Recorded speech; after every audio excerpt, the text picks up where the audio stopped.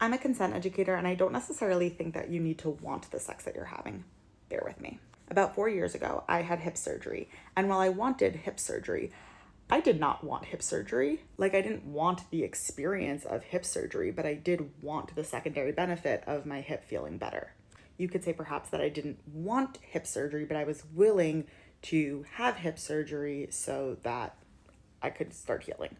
However, if the surgeon said that they weren't going to give me an anesthetic, I would not be willing to have that hip surgery. Now, I fully consented to the hip surgery, but I did not want it. But I also did.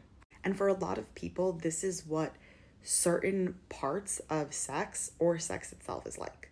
Like, you might not want to give oral to a partner, but you also want that because you see the smile on their face and it, helps get them ready to do other things. So, you're willing to do oral, but you're not willing to do oral if every time you're doing it to them and they're not doing it to you.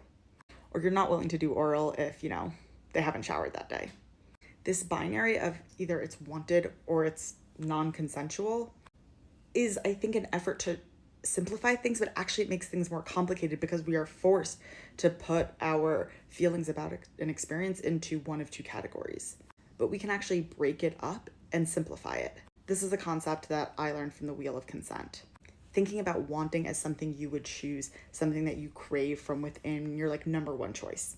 Willing is something that it's not necessarily what you would choose, but you are genuinely willing and you are not putting yourself past your own limits if you do this thing. And enduring are things where if you did it, it would be beyond your limits. Now, these aren't describing legal aspects of the experiences. It's describing internal feelings. And those feelings can help you make sense of a situation. Ideally, we are in relationships where some of the time we're in the space of wanting and sometimes we're in the space of willing, where sometimes it's our first choice and sometimes we're doing something for the benefit of someone else. But to imagine that we are always in a space of wanting and craving, it's just not realistic.